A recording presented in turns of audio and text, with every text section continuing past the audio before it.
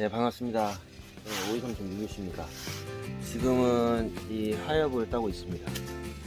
네, 그동안에 논란이 많았는데 이 하엽의 개수라든가 이거를 몇 장을 갖고 가야 되는지 그거에 대해서 명확히 얘기를 해드릴까 해서 이렇게 영상을 켰습니다. 지금 하엽을 쭉 따고 있고요. 하엽을 딸 때는 일단은 이런 가위나 칼로 따시기 바랍니다. 이 절단면이 매끄러워야 얘네들도 상처가 안 오는데 빠른 회복을 하고요. 손으로 빠르다고 해서 툭툭툭툭 이렇게 따시는 분들이 계신데 쉽게 말씀을 드릴게요. 예를 들어 우리가 이제 손가락을 벤다고 치잖아요. 그러면은 매끈한 칼로 베었을 때 상처랑 그 톱이라든가 이런 거에 베인 상처랑은 다르죠. 아무래도 절단면이 매끄러워야 우리가 이제 뭐 연고라든가 뭐 이런 것들을 발랐을 때 상처가 아무는 속도가 빠르지, 이렇게 너덜너덜하게 이 상처가 난 곳은 그렇게 쉽게 아물지는 않습니다. 그래서 식물도 똑같습니다. 절단면이 매끄러워야 아무래도 얘네들도 스트레스가 덜 받게 되겠고, 그리고 상처 아무는 시간이 더 빠르겠죠. 네, 그렇게 이해하시면 좋을 것 같습니다. 자, 그리고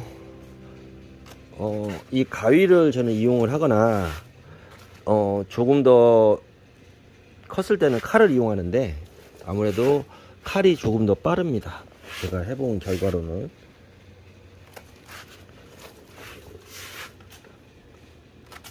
지금 하엽 개수는 정확히 뭐 몇 개다라고 얘기를 하는 것보다 이 원리를 알려드릴게요. 그래야 아무래도 다방면적으로 할 수가 있겠죠.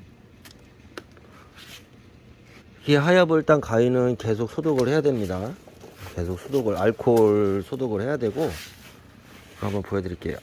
이 약국 가시면은 1리터짜리 소독용 에탄올액이라고 있어요. 이거를 분무기에 넣어서 소독을 하십시오. 네, 지금 한 라인을 땄습니다. 보통 한 라인을 따면 가위를 소독을 하는데요. 네, 에탄올을, 약국에서 하는 에탄올을 그냥 1리터에 한 5,000원 했던가 그럴 거예요. 이런 분무기에다 놓고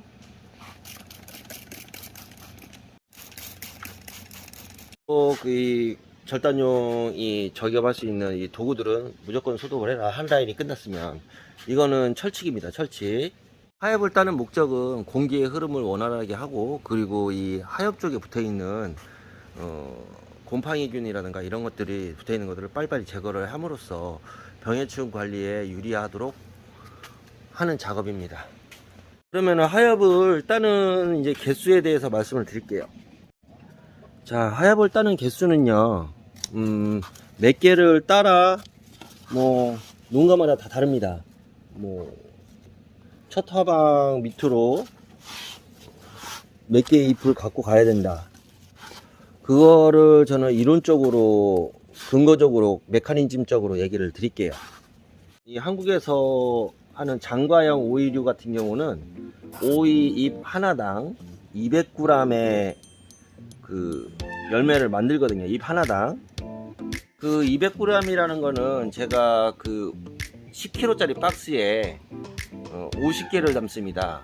10kg짜리 박스에 50개를 담으면 거의 한 10kg가 나오는데, 그러면 한 개당 200g 정도 돼요. 180에서 200g. 200g을 기준으로 해서 잎 오이 하나당, 다 컸을 때입니다. 다 컸을 때 잎 오이 하나당 200g의 오이를 생산할 수 있는 능력이 있습니다.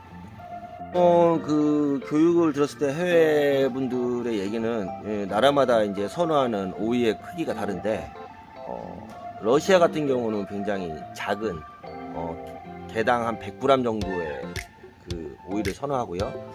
뭐 일본이나 유럽, 특히 유럽 같은 경우인가 그럴 거예요. 한 300g 정도의 오이를 선호를 해요. 자, 한 가지 힌트를 알려드렸잖아요. 잎 하나당 200g의 오이를 생산할 수 있는 그런 능력이 있다. 이렇게 치면 이 잎 오이 하나당 기본적으로 그러면은 오이 하나당 잎 하나라는 말이 맞죠. 주변 농가에서 이제 얘기하시는. 예, 그 얘기는 맞습니다. 예. 자, 그러면은 이 잎 하나에 오이 하나는 무조건 달려야 되고요.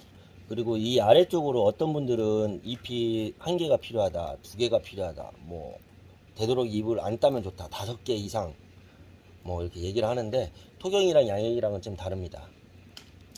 저 같은 경우는 잎 하나에 오이 하나잖아요.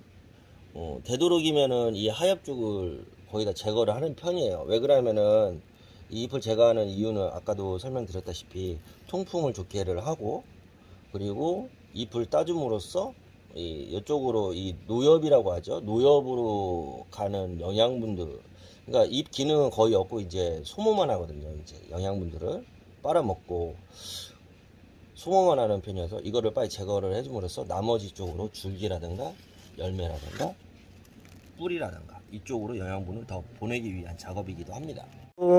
이 오이 같은 경우는 정확히는 제가 물어보지는 않았지만, 토마토 같은 경우는 제가 물어봤어요. 거의 식물은 비슷하다고 보면 돼요. 열매 쪽으로 이 광합성을 하잖아요. 그러면 저녁에 광합성 산화물이 75%, 한 80%가 영양분들이 열매 쪽으로 가고요. 그 다음에 줄기나 잎 쪽으로 15%, 그리고 뿌리 쪽으로는 5%를 간다고 합니다. 그래서 토마토 같은 경우는 중간중간 저격도 하거든요. 근데 오이는 중간중간 저격을 할 필요가 없이 이 하엽 쪽만, 노엽 쪽만 이렇게 합니다.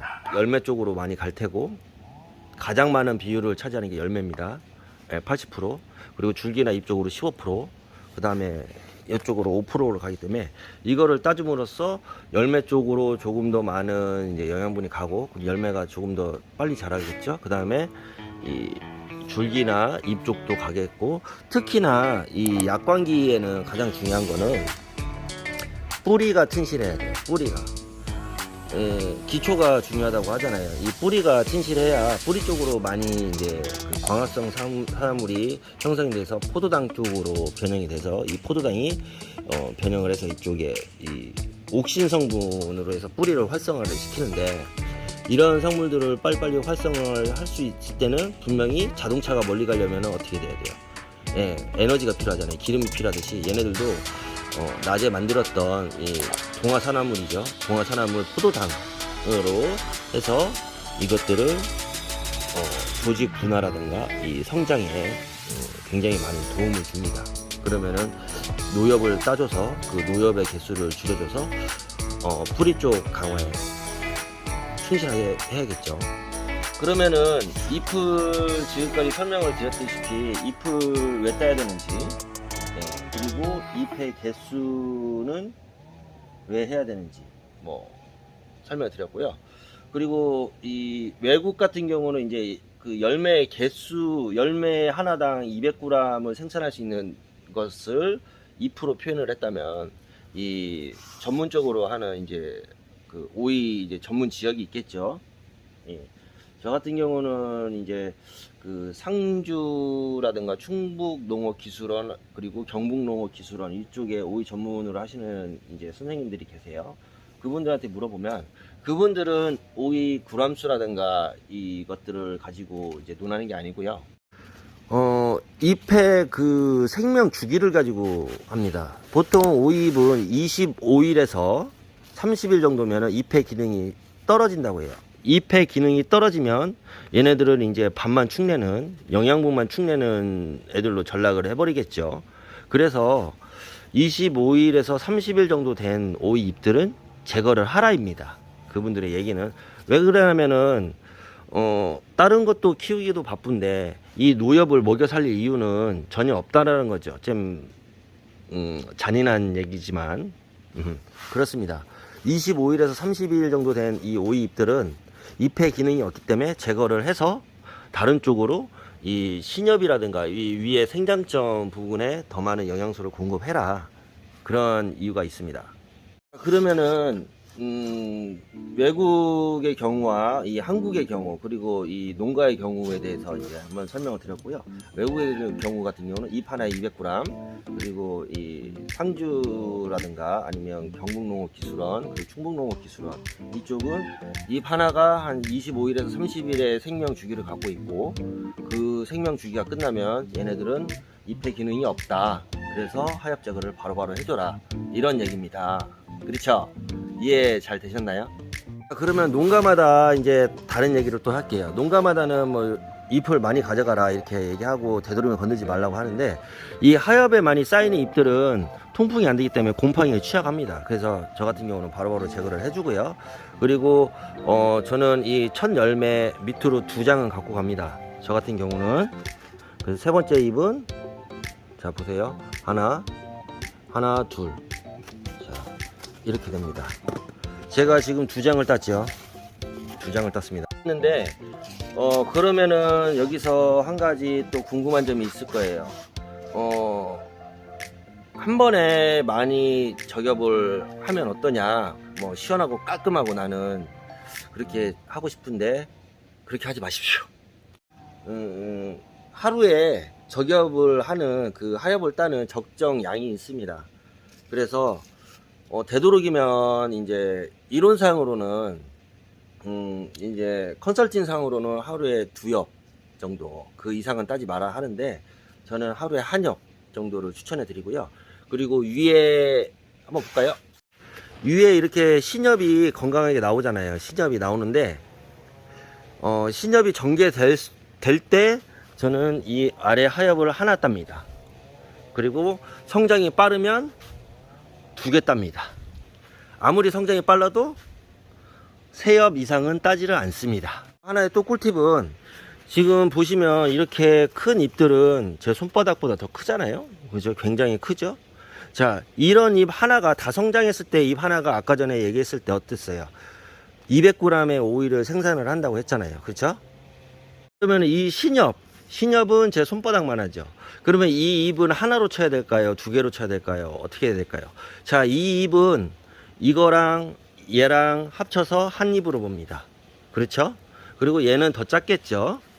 그래서 다 큰 잎 대비 면적에 대비해서 비대기에 들어간 잎들 아래쪽으로는 저는 1엽, 2엽을 가져가는 이유는 그렇습니다. 비대가 끝나서 이제 수확이 끝나면은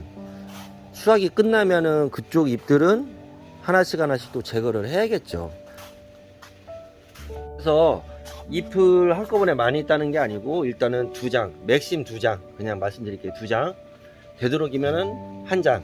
그리고 이게 하루에 이제 10cm 정도씩 자라거든요, 여름에는요. 그래서 여름에는 이제 잎이 전개되는 그거를 보시고, 위에가 잎이 면적으로 해서 그 완성된 그 큰 잎 대비 그게 하나가 나왔다 면적을 합쳐서, 그러면 아랫잎 하나를 따십시오.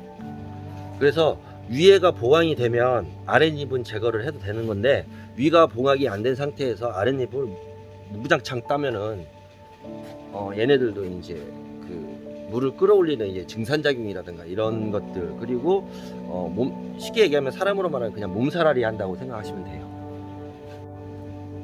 예, 지금 자른 곳입니다. 자른 곳에서는 이렇게 오이 수액이 나와요. 있습니다. 네, 작은 거. 시간이 되면은 좀 젤리처럼 경화가 돼요.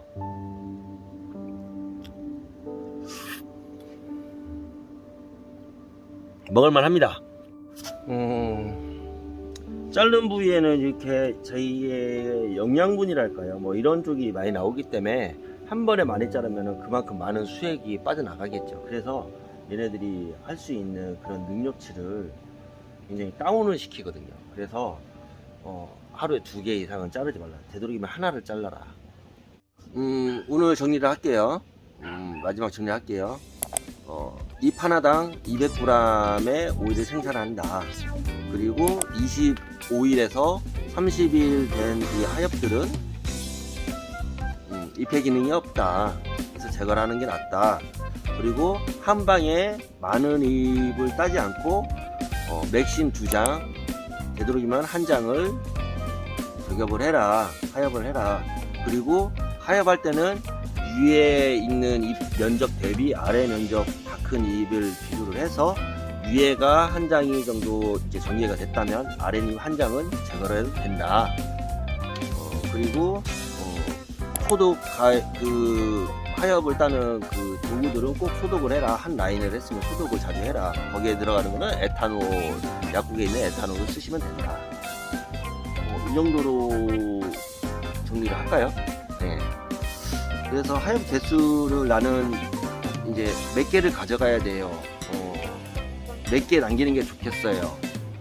뭐 따지 마라, 따라, 뭐 이런 거는 스스로 판단하시기 바랍니다. 스스로 판단하시고 제가 어느 정도의 그 이해되도록 제가 말씀을 드렸으니까.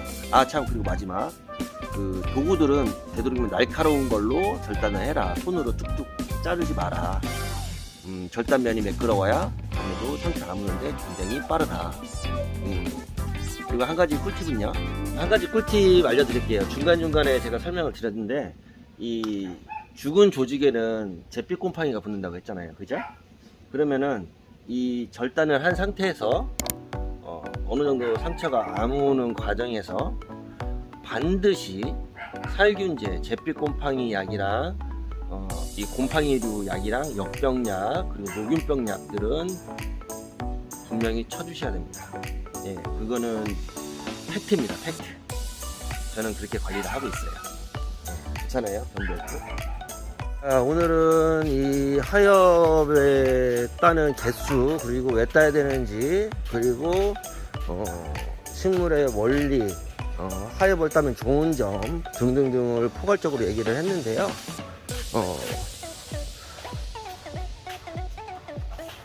뭐 어떻게 받아들이셨는지는 모르겠지만 제가 충분히 설명을 비유적으로 잘 했는지는 모르겠어요.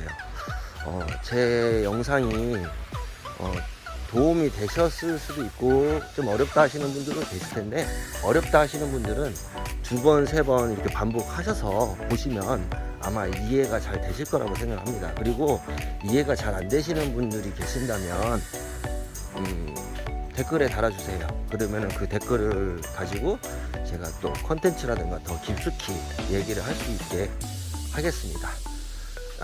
예. 그리고 다음 영상 뭐 여러가지 컨텐츠가 있는데 지수 이상 가리에 대해서 어느 때 뭐 글을 써야 되는지, 어느 때 뭐 인산이 필요한지 뭐 이런 것들을 다 설명을 하겠습니다. 예, 그리고 제가 연면 시비는 어느 게 좋은지, 붕소 처방이라든가 뭐 이런 것들도 다 설명을 해 드릴게요. 예. 이 오이 진짜 건강하게 잘 키우고 있고요. 유황이라든가 미네랄제, 그리고 아미노산제 이런 것들을 듬뿍듬뿍 주고 있기 때문에 지금 병 없이 건강하게 자라고 있는 이 오이 많이 사주시고, 그러면은 저는 이제 그것을 가지고 뭐 좋은 영상이라든가 아니면은 뭐 구독자님들한테 또 혜택을 드리는 그런 거를 하겠습니다. 네, 이상입니다. 오늘 좋은 교육이 됐고 그리고 좋은 영상이 됐는지는 잘 모르겠어요. 하지만 분명히 도움은 됐을 거라고 생각을 합니다. 네, 도움 많이 받으시고 오이삼촌 민교씨 많이 사랑해 주십시오. 네, 그러면 이만 저는 일하러 가겠습니다. 렛츠고!